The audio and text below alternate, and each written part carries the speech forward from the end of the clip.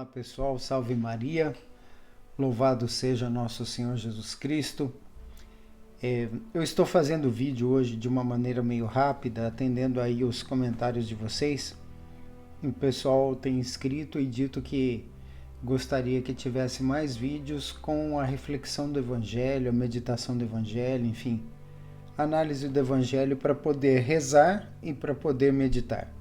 Então vou fazer esse vídeo de uma maneira curta, mais rápida, e tentando atender aí os pedidos de vocês, e peço que vocês deixem os comentários se está bom, se não está bom, se querem que volte ao padrão antigo, o que for melhor, tá bom? Então vamos lá. A liturgia de hoje, a liturgia do 22º domingo do tempo comum, diz o seguinte: Evangelho de São Marcos, capítulo 7, versículos 1 a 8, versículos 14 e 15, 21 e 23. Naquele tempo, os fariseus e alguns mestres da lei vieram de Jerusalém e se reuniram em torno de Jesus. Eles viam que alguns de seus discípulos comiam o pão com as mãos impuras, isto é, sem as terem lavado. Com efeito, os fariseus e todos os judeus só comem depois de lavar bem as mãos, seguindo a tradição recebida dos antigos. Ao voltar da praça, eles não comem sem tomar banho, e seguem muitos outros costumes que receberam por tradição. A maneira certa de lavar copos, jarras e vasilhas de cobre. Os fariseus e os mestres da lei perguntaram então a Jesus: por que teus discípulos não seguem a tradição dos antigos, mas comem o pão sem lavar as mãos?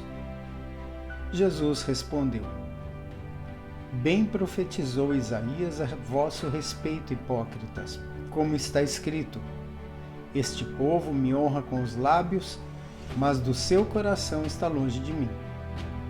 De nada adianta o culto que me prestam, pois as doutrinas que ensinam são preceitos humanos. Vós abandonais o mandamento de Deus para seguir a tradição dos homens. Em seguida, Jesus chamou a multidão para perto de si e disse: escutai todos e compreendei. O que torna impuro o homem não é o que entra nele vindo de fora, mas o que sai de seu interior. Pois é de dentro do coração humano que saem as más intenções, imoralidades, roubos, assassínios, adultérios, ambições desmedidas, maldades, fraudes, devassidão, inveja, calúnia, orgulho, falta de juízo. Todas essas coisas más saem de dentro do homem, e são elas que tornam o homem impuro. Essa é a palavra da salvação do nosso Senhor Jesus Cristo, relacionada ao Evangelho, à liturgia diária do 22º domingo do tempo comum.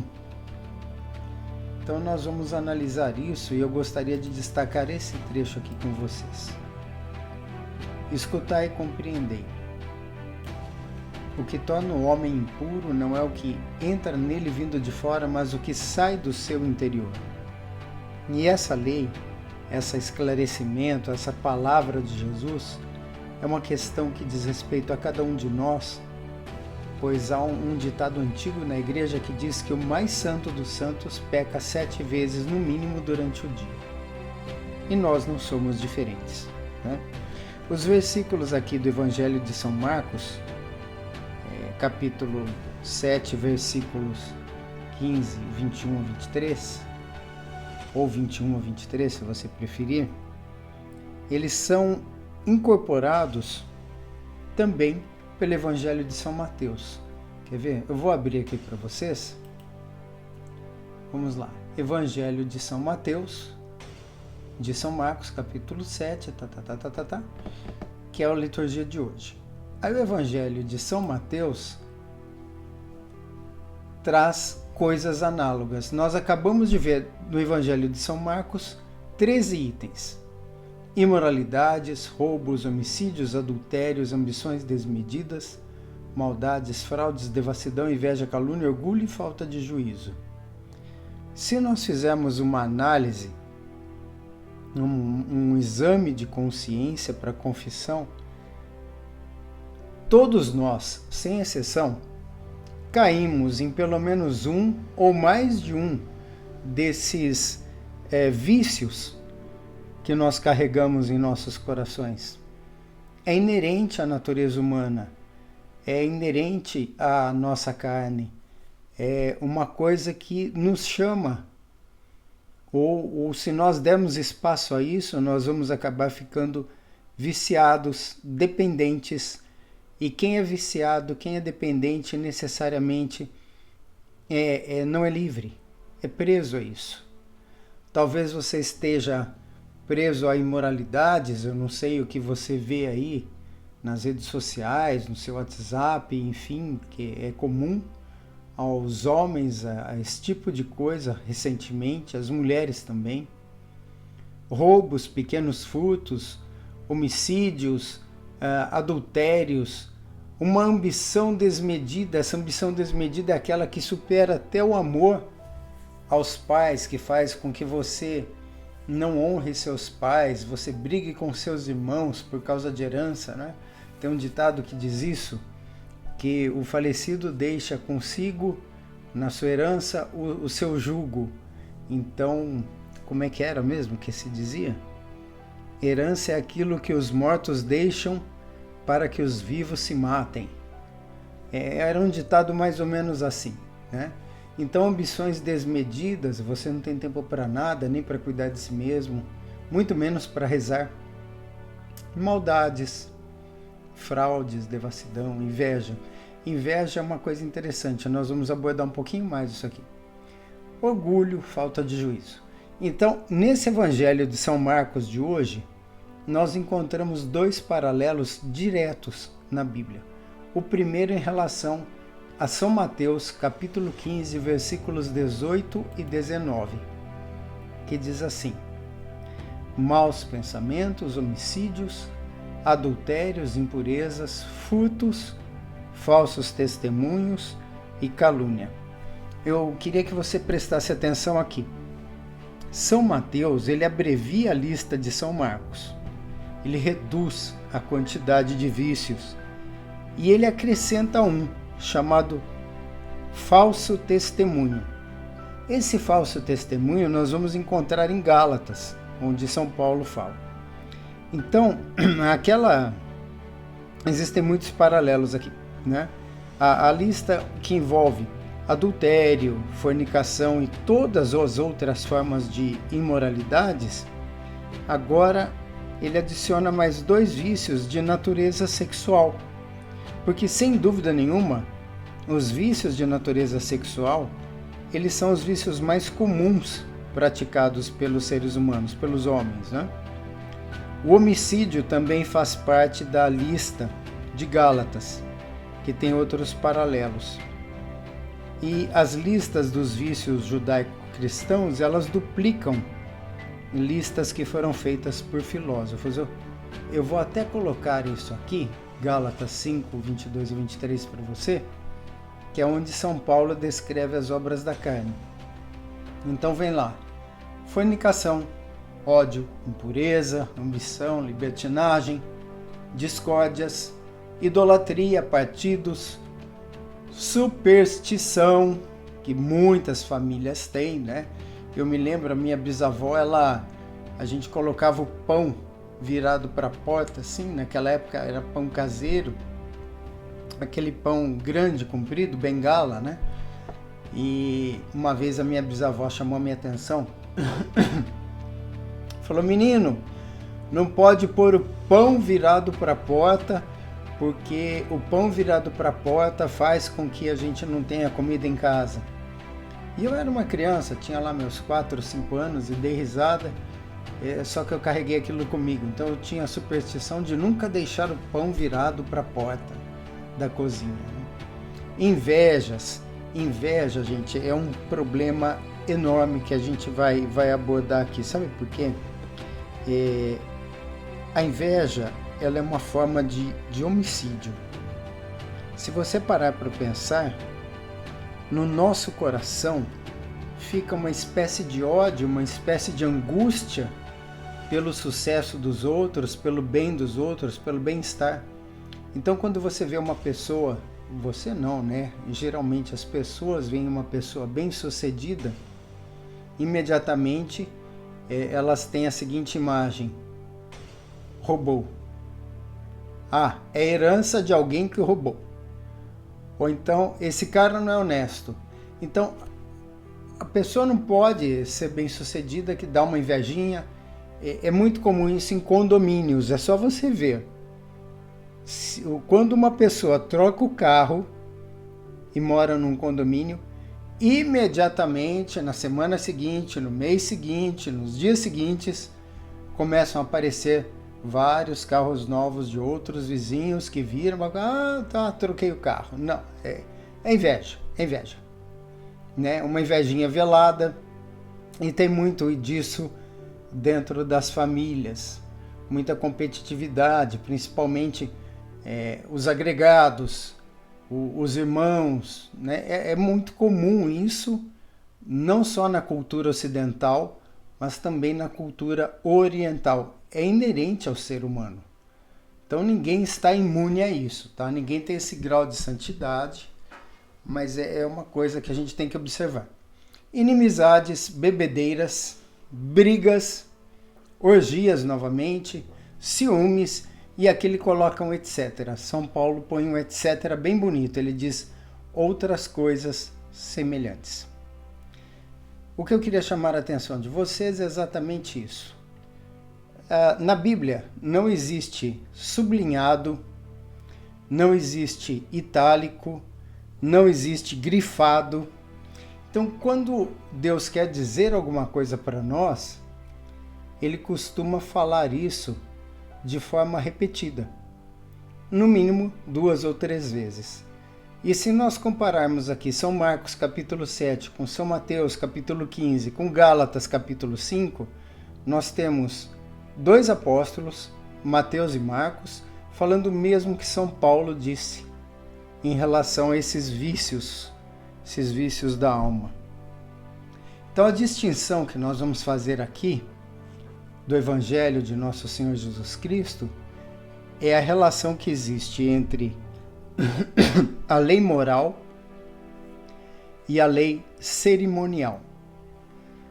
A lei moral e a lei cerimonial dos fariseus, elas não estão juntas ali.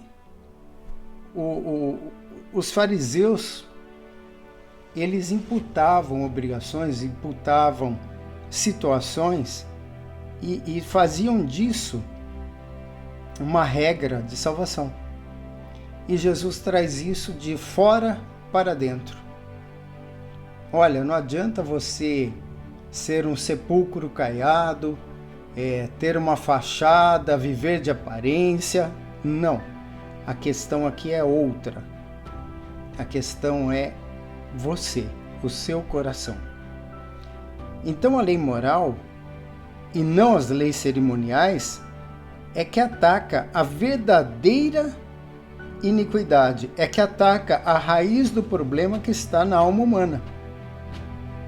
O judaísmo antigo, ele não estabelecia uma diferença entre o que era lei moral e o que era lei cerimonial, pois muitas dessas cerimônias eram repletas, abarrotadas de um enorme conteúdo moral naquilo que se referia aos judeus. Então, por essas cerimônias serem abarrotadas de conteúdo moral, de purificação, de sacrifício, oblação, etc., essas cerimônias se misturavam entre o aspecto moral e o aspecto cerimonial. Então Jesus traz essa inovação, ele mostra essa diferença, ele orienta os fariseus, o que deve ser e o que não deve ser feito, né? E a coisa do Evangelho é nesse sentido. Então veja, nós todos, indistintamente, trazemos no nosso coração dores, mágoas, ressentimentos, angústias, ansiedades, depressão, isolamento, traumas, enfim, são tantas circunstâncias que às vezes nós descontamos a nossa frustração em coisas que estão aí externas. Então o nosso interior desafoga as suas mágoas no exterior. Um exemplo disso é a pessoa que se torna compulsiva, né? Ela se torna compulsiva e ataca a geladeira para tentar engolir tudo aquilo que ela não consegue superar no dia a dia dela.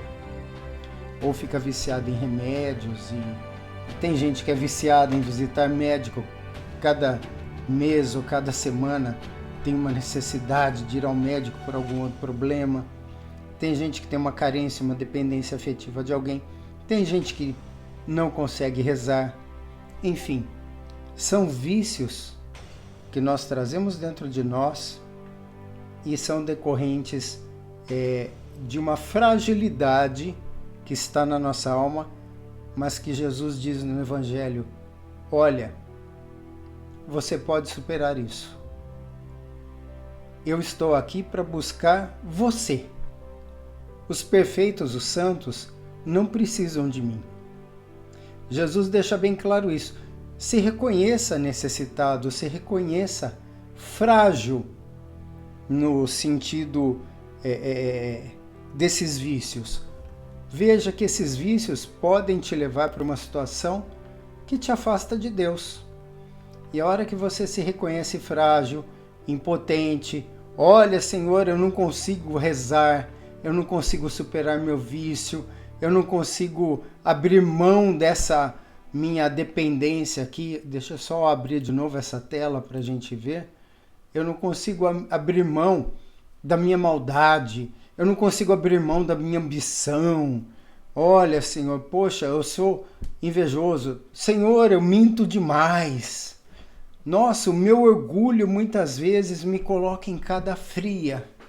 Eu já passei por cada situação desagradável porque eu fui orgulhoso, eu não soube pedir perdão, né?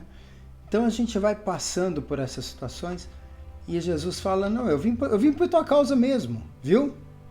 É para você que eu tô aqui. É para você que eu vou subir naquela cruz, é para você que eu vou derramar o meu sangue. A única coisa que eu quero é que você abra o seu coração. E é daí que vem a inspiração do Salmo 50, composto por Davi, que diz o seguinte. Aliás, eu queria aproveitar essa oportunidade e fazer com você um momento de oração.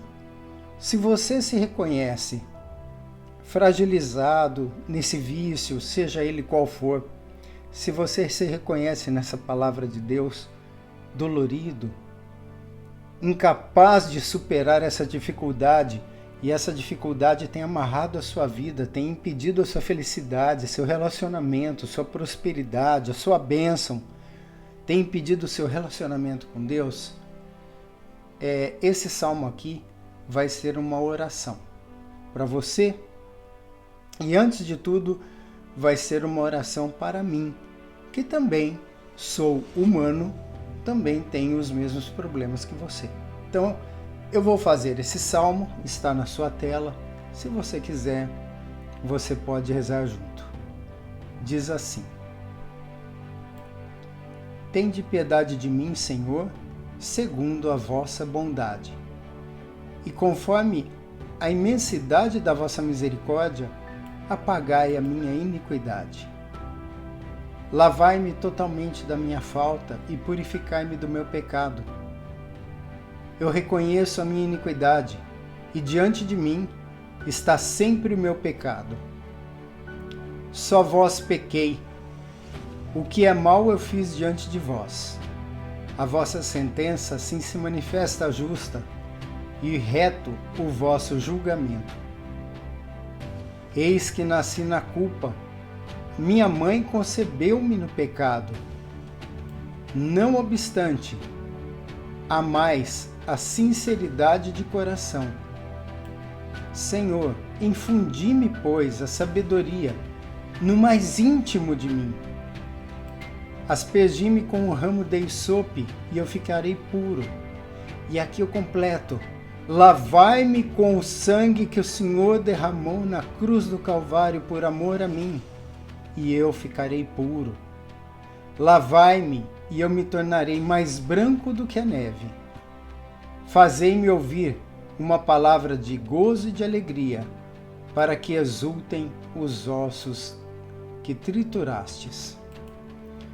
Dos meus pecados desviai os olhos, e minhas culpas todas apagai. Ó meu Deus, criai em mim um coração que seja puro, e renovai-me o espírito da firmeza. De vossa face não me rejeiteis, e nem me priveis do vosso espírito. Restituí-me a alegria da salvação, e sustentai-me com uma vontade generosa. Então, aos maus ensinarei os vossos caminhos, e voltarão a vós os pecadores.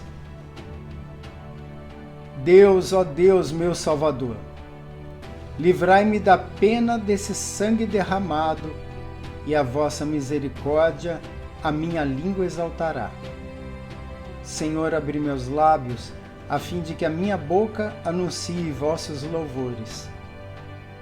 Vós não vos aplacais com sacrifícios rituais, e se eu vos ofertasse um sacrifício, não o aceitaríeis.